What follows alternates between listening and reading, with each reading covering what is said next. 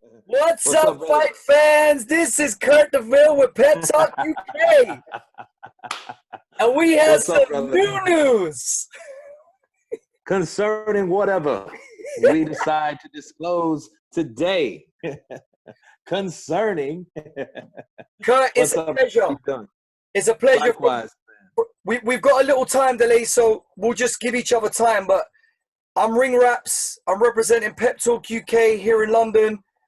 We were out there in Vegas for Fury Wilder rematch. Shout out to Pro Bees. He's the CEO of the channel. I told him you was coming on. Lastminute.com. He was very excited. So salute to Counterpunch Boxing News, man. How you doing? No problem. Good, man. I'm doing good. Just working like I always do, in quarantine, like we always are now. The new weird, the new norm. Yeah. You know. But, I mean, it doesn't stop because, you know, fighters don't stop talking, so we don't stop talking. So, you know, we got to counterpunch the counterpunch to do whatever we need to do. Just make sure it's accurate and the best we know how. But that's been all about what I'm doing, man, and just a healthy routine, basically. So, you know. Amen. Amen to that. Health is wealth right now in every aspect. Exactly. Kurt, where are you coming from? Are you obliged to say where in the States you're shooting out from? No, I'm in Austin, Texas right now. Woo! So I love Texas, man. I love Texas. Yeah, Texas is good. Texas is getting his ass whooped right now because Corona's really hitting hard because I think they started too early. I think they took precaution too early. Okay. And didn't maintain it. They wasn't consistent with it. So, and they're paying for it. You know, as of Louisiana, New York, Washington, Miami, or Florida rather, they got hit hard quick. But, you know, because they got hit hard first, now they're able to maintain because, you know, they took a big hit. Well, Texas, big as it is, didn't. So they kind of lighten up a bit and they're paying for it. So they have to, you know. Well, look, there's not much more we can say on that. It's been a very draining, negative 6 months for everybody. I wish yourself and the people in Texas good wealth and health. And hopefully the whole world can come out of this nightmare sooner rather than later. So. Oh, yeah, absolutely. I concur. And I wish the same for everybody.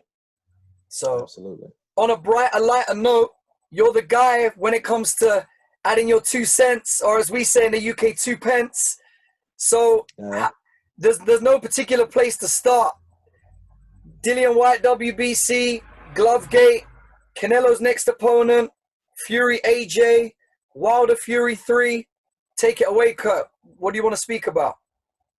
Well, first thing is first, Dillian Whyte. Dillian Whyte is in a position where he's always been, it seems like, and it seems like he's always getting shoved to the side or fall through the cracks, some shape, form, or fashion. And I feel that Dillian Whyte, I think, honestly, if we're looking at everything in hindsight, I think he should have went the Joshua route. I don't think he should have waited for the WBC because the WBC is not like the IBF and other sanctioning bodies. Let's just call it how it is. They have some weird things that go about how they conduct business and how they conduct their challengers. So, you know, he's been a challenger for so many days, and we'll see. And he's still waiting. So I think he made a mistake. I think he should have went for that AJ fight. You know, he probably would have been in a different position at this point. But, you know, that's Dillian Whyte. But he's still doing what he's doing. We'll see what he does with Povetkin. And we'll see what happens after that. Now, as far as Glovegate is a loaded question because we have pictures now that are all of a sudden just emerging out of nowhere. Just today I called John Grzinski out of Nevada, okay? Left him a message, so I'm waiting for him to get back with me to see exactly what images did he record or did he, you know, actually take? Because you can say, oh, photographers' images, were they legitimate? Of course he's going to say they're legitimate. They're his pictures. He's a photographer. It makes no sense. Yeah. So you have to really think about how certain channels word like, well, it was authentic and we talked to him. And by the way, if you go to the gallery that has the Wilder Fury, it's nothing there. It says access denied. Well, rather, it's access denied. So it's either he can send me those pictures and I can send him back the images that are floating around so he can concur, you know. And it's not necessarily see if someone's lying. It's more like see if someone's telling the truth. Spot the difference. Yeah, right. So, you know, that's Glovegate and stuff like that. But what's your personal instinct? I was at the fight. For me, it was a clear one-sided beatdown. That's no disrespect on Deontay, because Deontay does his thing. He's a warrior. We know he's limited skill-wise. That would be stating the obvious. But I expect Deontay to dust himself off and come again in the third fight. But realistically, forget all of the kind of whispers on the internet. What was your take on all of the excuses post-fight? Well, let's start with Deontay. Let's start with Deontay and stay with Deontay. If we're going to leave everything outside, because as of now, Deontay hasn't said anything except for the costume. You see what I'm saying? You see what I'm saying? Right. So we have to, let's focus on that, the costume. If he felt the costume was so heavy, let's look at it let's look at it in this comparison. If he feels the costume was too heavy in Nevada, imagine him in Wembley wearing that same costume. He would have fell the hell out. He wouldn't have made it to the ring. Well, it'll be colder. It'll be colder for a start. Okay. Yeah. That's true. Well, that is true. In February, you guys are still frozen in, right? Listen, even in summer, it's no guarantee, man. We had a beautiful week last week. This week is windy again. That's just London. Oh, okay. Got you. Well, in that case, there's another excuse ready. Well, I mean, he mentioned the costume. Then that's the only one he gave. Absolutely. And people laughed that shit out of the park. But, you know, if it was legitimate, I wouldn't have used it. Yeah. You know, if you think about excuses when Joshua lost, okay, now let's look at that comparison as a reference.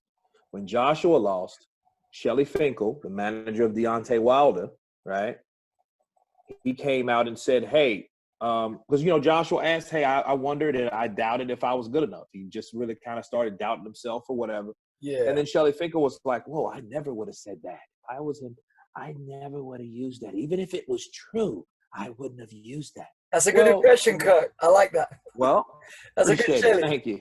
I've heard him a lot, so you know what I mean. I got a lot of material to work with, but it would seem like, okay, why don't you practice what you preach? Because there was no way you should have allowed Deontay Wilder to make that kind of comment about his costume. I mean, even if the shit was heavy, it might have been legitimate. Who knows? I don't know how heavy it was. I didn't wear the thing. Yeah. Okay.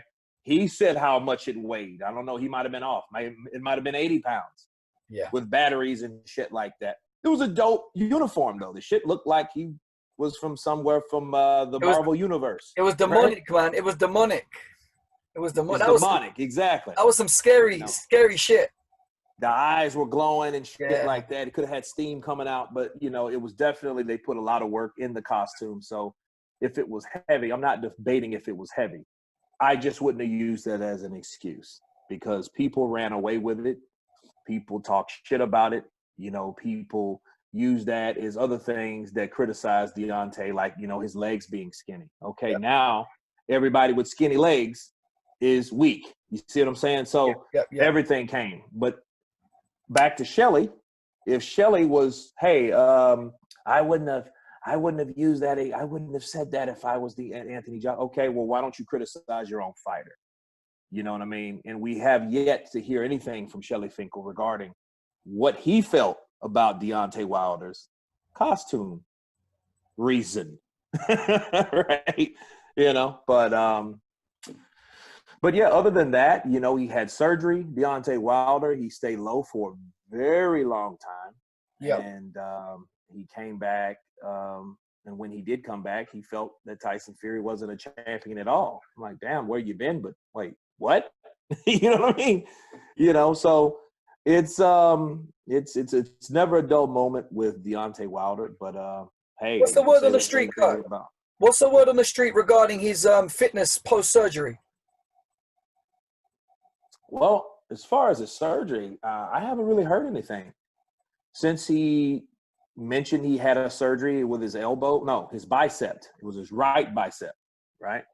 Right bicep. And he, it's healing fine. I guess now he can begin training because he was supposed to start because he had to, recover first. So I'm not sure what part of July, but I know it's in this month when he can begin training again. Okay. So, but it was his right bicep. He tore it some kind of way. I don't know. Things happen. And that's his moneymaker. That punch, that's his money-making hand. Yeah. So it would be kind of hard for him if he used that. And here's the thing: if he had a surgery, that means something was torn. If you're gonna use an excuse, you could have used that. You know what I mean? I think the surgery was an ongoing, maybe like a tendonitis or a aggravating issue. Like from camp to camp, because most sportsmen, let alone fast twitch boxers, they carry injuries, man. They carry injuries, Right. I just pray that the surgery was 100% because that's his equalizer. That's his moneymaker. That's what he brings to the party. Did you see AJ had his knee strapped? You saw recently AJ when he done his speech, he had his knee strapped in a brace. Yeah. So yeah, seen that.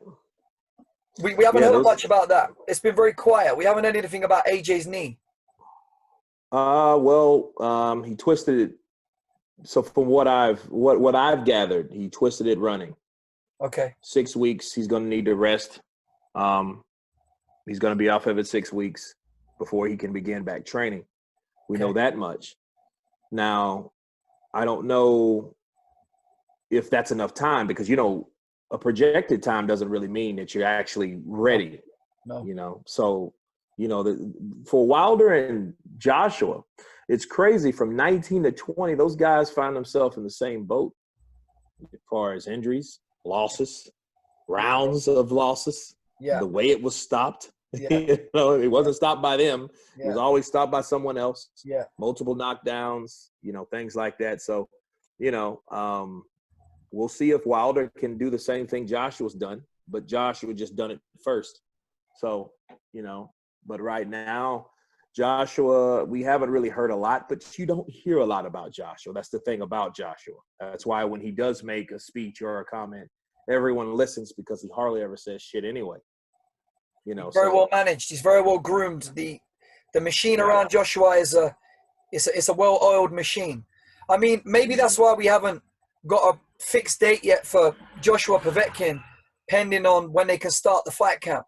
I know as well, Eddie Hearn's holding out. He wants to do fight camp in his back garden. He wants Povetkin and Whyte to be the headline of that show. Then he wants to see what happens with the regulations and the easing of lockdown in UK. I think they're praying that they can still make a stadium appearance for Joshua and Pulev at the end of this year. He's not going to want that in his backyard. He don't want Josh from his backyard. He knows Josh was the seat filler, so he's definitely not going to want that in his backyard. He knows that he's lost a lot of revenue. He's been sitting at home a lot. You can see him growing his beard out at times. So, people were going crazy, especially if they're used to being on the go. So, but yeah, he's going to definitely want that Joshua fight in a stadium. Kurt, my counterpunch to your point, to borrow your phrase, on Dillian not taking the earlier opportunities that were potentially proposed with Joshua previously. Mm-hmm. When I spoke to Dillian's trainer, Mark Tibbs, last week, he was very adamant that Dillian had always been focused and fixated on getting the green belt, on getting the WBC belt. He mentioned the obvious things about paying sanctioning fees. Then he mentioned the thing about principle that he was promised time and again. And that's basically the stance they're coming from. They want, like you set a goal on something to be WBC champion. They give you all of these hurdles, all of these loops to jump through. I mean, Maurizio Sulaiman is the smoothest talker in the world, right? The guy's a politician. And he keeps coming out and saying nothing has changed it's still February 2021 next year.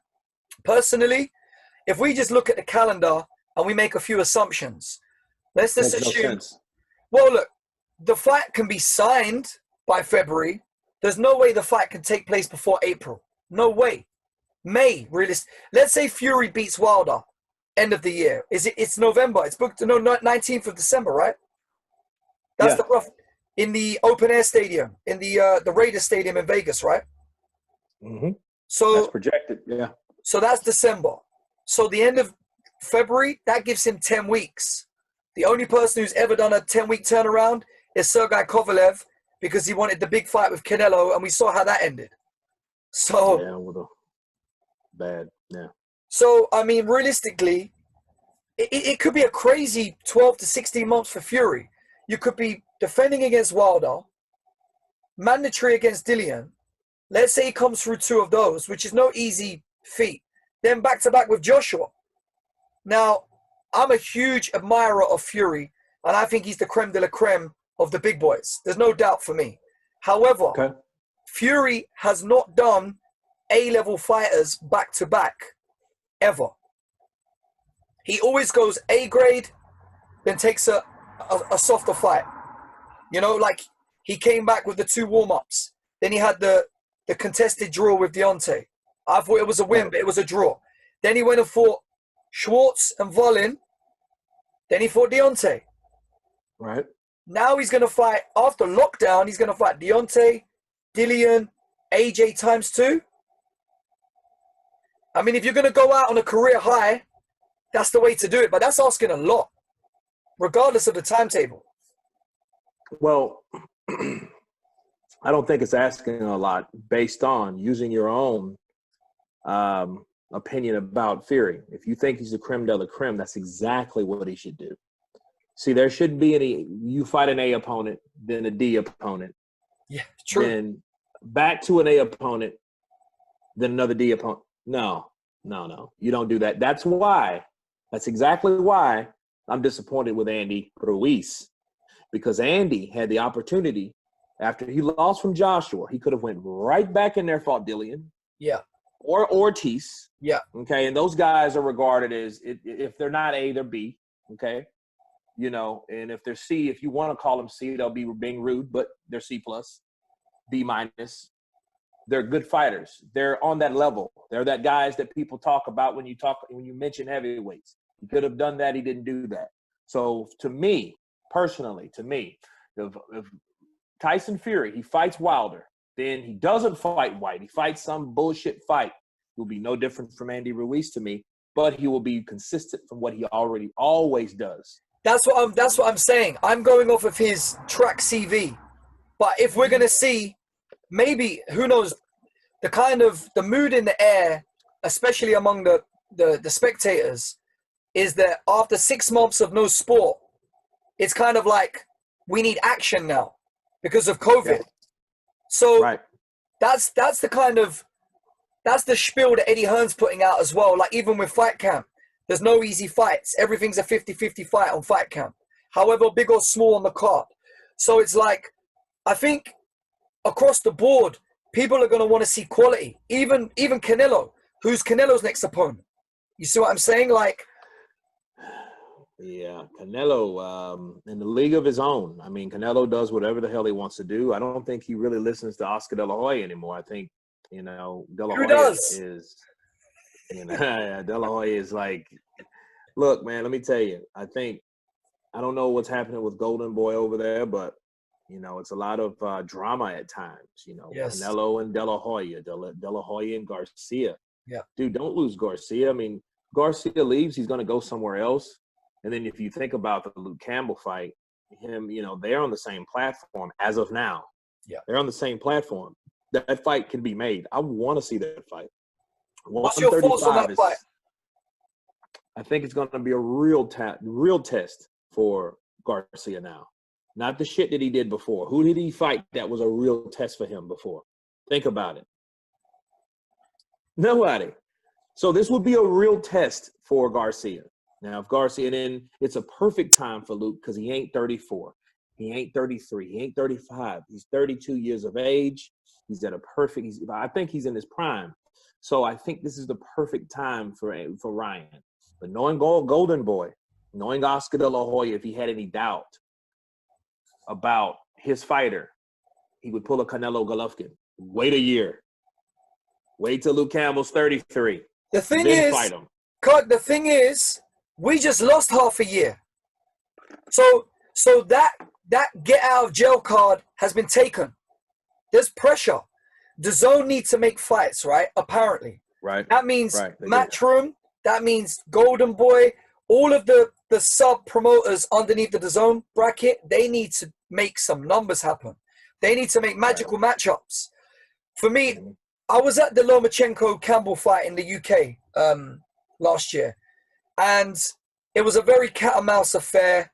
Loma in the division is by far the most talented guy in the division. That's obvious. But he's giving up 5+ pounds every time he steps in the ring with any of these taller guys. So when he was in with Campbell, it was a complete mismatch size-wise. So it would take Loma that bit longer to get in. However, Luke Campbell played a very good chess match in the fight. He frustrated Loma. This is one of the reasons why Teofimo Lopez Sr. says they saw things in that fight that they can exploit against Lomachenko. Now, coming back to Ryan Garcia, I think he's a super hot prospect. However, he's still a prospect. I think Luke Campbell might be half a step up too high in one go for him. I don't think he's ready for Luke Campbell, who's fought Linares and Lomachenko. Luke Campbell's got bags of experience. I'm not saying that because I'm a Brit. I'm saying that because I saw him frustrate Lomachenko. Right. He has a good chance. He says he'll knock him out. I just finished a video about Luke Campbell. I love the fight. I just hope it happens. I'm like Luke Campbell. I hope it happens. So we'll see what we get, because Ryan Garcia, and you know why I shun De La Hoya the way I do? Because De La Hoya, he had a career like, you fought Obakar, you fought Ike Corte, which was undefeated. You fought Felix Trinidad, which that was his first loss, official, I guess. I don't think he really lost. But anyway, I watched that last night, by the way. And it was kind of close because De La Hoya just stopped fighting after 9. It's a hard fight, that fight. It's a good fight. Yeah. But see, even after that, he fought Sugar Shane. You know, so I'm like, wow. After the Trinidad fight, you fight Sugar Shane. So who fought Obakar, Ike Corte, Felix Trinidad, and Sugar Shane Mosley? Now, you got to understand, these guys are all undefeated when you fought all of these guys. All of them were, except for Obakar. Obakar had already got beat by Corte and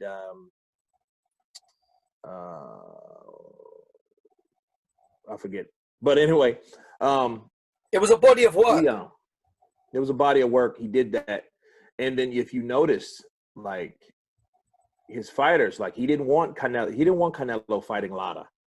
You know, and I'm like, well, why wouldn't you want that? You know, and then like those type of fights. He didn't want to fight Golovkin right away in like 16 when he's supposed to fight him.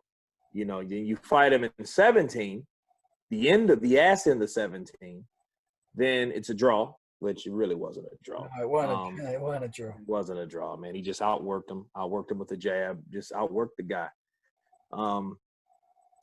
Then you get tested positive for clenbuterol, and then you got to wait a whole nother year. So you got extra time. So this is my opinion. Okay. I look at that situation with Canelo and Golovkin. I always thought it was the right timing. That's a strategy from each manager, promoter. They knew that fighting Golovkin in 16 would have been tough. That would have been a tough fight for Canelo. It would have been a very tough. That's why I'm not a middleweight, but you fought at a catchweight from a weight class that you couldn't make. He couldn't make 154. But do you know why they changed? He fought what's his name? Trout? No, not Trout. This is before Trout. This was after Trout. This was Angulo. When he fought Angulo, he had to pay Angulo $200,000 more because he couldn't make the 154-pound limit. But you know how ironic that is, Kurt? because ever since then till now, Canelo's been the king of the hydration clause. Mhm. Yep. But you know what? Like Floyd, he's in a position of fuck you. Like Canelo's in that position now. It's crazy, right? They can make the plays as they see them. Mhm. But if you notice something about Floyd, that's a whole nother story. It's like he's the fucking mother of creating these prima donnas. It's like he gives birth to these guys and they fight Mayweather. Then look at Cotto. Cotto had the same way. He acted the same way. You know, this I'm not gonna do, that I'm not gonna do, I'm not gonna do this. He fought Mayweather. Canelo, same thing. You know what I mean? It's like these guys fought and then it's like they're his sons. He gave, you fought him, he beat you up, now you gotta become just like him. Well, Kurt, it's funny you should say that, right? Because my favorite fighter on the planet right now is Terence Crawford. I think him and Lomachenko, pick your guy on any given day, are the best two talented fighters on the planet for different reasons. Right. I love how TC can switch hit. Teddy Atlas says he thinks he's the best switch hitter in history. Well, that's a big claim. Look, let's not get into how underused Terence Crawford's talent is. But I'm saying him or Lomachenko, any day of the week for me, the most God-given obtained talent right now through hard work. But the best boxer on the planet for me, without a doubt, CV, achievement, accomplishment, all-rounder is Canelo. Now, there's a massive asterisk on his CV, the clenbuterol, the tainted meat. We have to give him the benefit of the doubt because the football team in Mexico tested as well. They did a survey, blah, blah, blah. Go to whatever survey, take your pick. I'm not interested in that. I don't want to be a hypocrite. But if we just keep on the track of achievements, accomplishments, I think since Floyd now, with the exception of Pac-Man, who's my all-time favorite fighter in this era, there's no one with a CV like Canelo's. Now, you can argue it's clever management, a la Floyd Mayweather. He learned from Floyd how to cherry pick. And unfortunately, there is a lot of cherry picking going on. Maybe not GGG fight one. That wasn't a cherry pick. But as you said, they definitely made sure they fixed it for the second fight so that it was in his favor. I mean, Golovkin looked a lot older in that second fight. Now, I mean, wow. You give Anthony Yard, you give him a shot. Okay, the British boy got a shot against Kovalev. There was rumors that it was going to be the winner of that fights Canelo. It turns out it was Kovalev was the winner. He had his experience over Anthony Yard. It was the quickest turnaround for many years in his career. I think it was a 9.5, 10. It was 10 weeks to the date to date. So there's all the other rumors about Kovalev drinking and whatnot. So now you've got him jumping up to that weight, right? To 175. Defeating a past it crusher. In Andre Ward's words, he wasn't the crusher anymore. Right. Now, you had the massive Cinco de Mayo, which was cancelled thanks to COVID. So we didn't get Billy Joe Saunders in the ring with Canelo. Where do we go next? Right. One, in your opinion, what is Canelo's best weight to fight at right now? And when I say best weight, I don't necessarily mean best weight for Canelo. I mean best weight for the best fights. 168. I agree. I mean, Who does he just fight? too many people there. Look, in an ideal world, in a perfect world, he should fight Caleb Plant.